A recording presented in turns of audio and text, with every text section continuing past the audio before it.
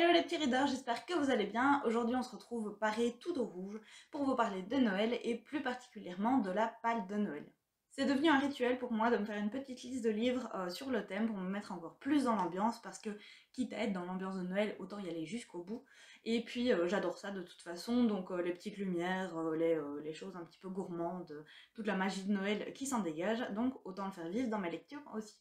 Dans cette vidéo, je vais rester sur les livres qui ont comme thème les fêtes de fin d'année, mais bien évidemment, pendant l'hiver, on peut lire autre chose. C'est notamment la période où on va lire des livres fantastiques, magiques, comme Harry Potter, Le Monde de Narnia, ou encore Cœur d'encre, que j'aime beaucoup. Ou alors des livres très feel-good et qui remettent un peu d'aplomb dans ces temps très très froids. Notamment Il est grand temps de rallumer les étoiles, que j'aime particulièrement. Donc si ça vous intéresse, je pourrais vous faire une pile à lire spéciale hiver. Toujours est-il qu'aujourd'hui on reste focus sur les lutins de Noël, les boissons chaudes et les amours au coin du feu. Je vous fais pas plus attendre, c'est parti! Si vous avez regardé ma pile à lire de Noël de l'année dernière, il y a certains livres qui vont vous paraître familiers, dont Les vœux secrets de Sir McBride de Sarah Morgan aux éditions HarperCollins. Ici on est clairement avec la reine du genre, romance de Noël, qui nous emmène en Écosse cette fois-ci avec trois sœurs, Beth, Anna et Posy, et puis leur mère Suzanne. Anna est partie du nid depuis longtemps pour aller vivre en Amérique, tandis que Posy est restée dans le village de son enfance pour travailler, pour faire sa vie. Quant à Suzanne, elle se réjouit de voir sa petite famille réunie pour la première fois depuis longtemps, pour le meilleur, mais surtout pour le pire. À l'époque, je sais bien que j'avais adoré cette histoire-là parce que les personnages avaient un background assez fourni, donc ça donnait une intrigue vraiment très intéressante. Et puis c'était en Écosse, donc que demander de plus?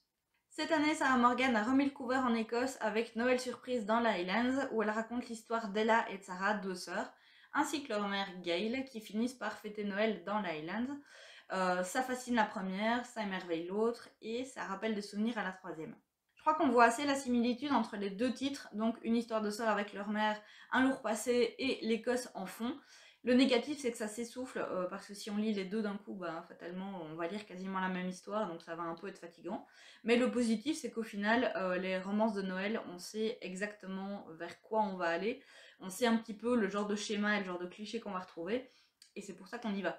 Il se trouve que l'auteur avait déjà fait sa réputation dans le genre, donc comme je l'ai dit, avec La danse hésitante des flocons de neige, donc c'est le premier tome de la série Snow Crystal, toujours chez HarperCollins. Ici, on est avec Kayla Green, qui travaille dans les relations publiques et qui n'aime pas du tout Noël, qui aime bien se réfugier dans son petit bureau le soir du réveillon. Sauf que notre Kayla, on va l'envoyer dans une station de sport d'hiver dans le Vermont pour fêter les fêtes de fin d'année. Et elle va y rencontrer Jackson, le taulier du machin, et qui n'est pas le dernier des princes charmants, on peut s'en douter. Autre auteur que j'aime énormément pendant cette période de l'année, c'est Caro M. Lynn.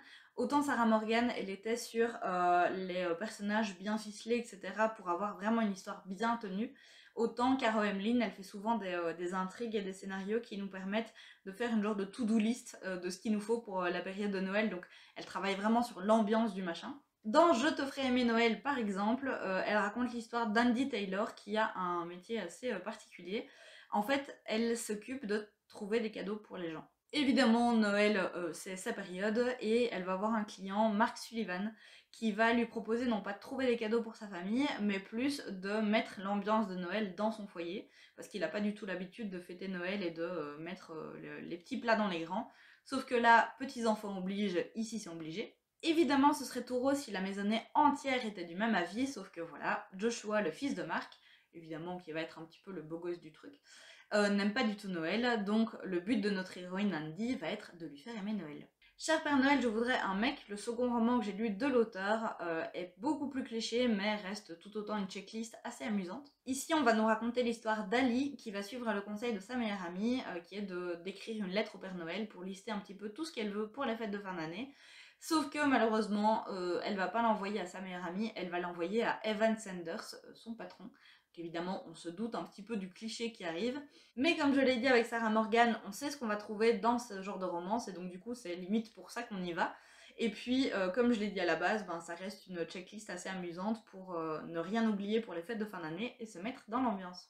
Donc ça, c'est tout ce que j'avais lu, mais il y en a deux que j'aimerais bien tester cette année, c'est Les étoiles brillent plus fort en hiver et Avec toi, les rêves fleurissent sous la neige. Les étoiles brillent plus fort en hiver, c'est une histoire qui a été écrite par Sophie Jomain, créatrice des Étoiles de Noces Aide, dont on avait beaucoup parlé il y a quelques temps sur la blogosphère.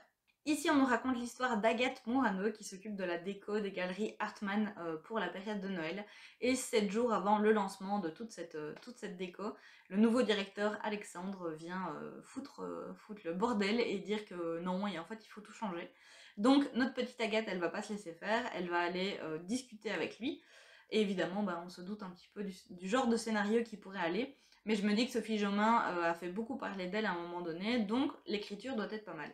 Le second, Avec toi les rêves fleurissent sous la neige, nous parle d'Eve qui est en crush complet sur un membre de son groupe d'amis dans lequel tout le monde est soudé, jusqu'au jour où sa meilleure amie va malheureusement décéder dans un accident. Là, les vrais visages vont se révéler et Eve va un peu tomber des nues. Le seul qui reste lui-même, c'est Finlay, le frère de sa meilleure amie, qui est distant, antipathique et séduisant, nous dit-on. Donc là, on peut deviner un petit peu la suite. Et voilà toutes les belles pépites de Noël que j'ai à vous proposer. Bien évidemment, je suis restée dans un genre auquel je me cantonne beaucoup à cette période-là, donc la romance de Noël.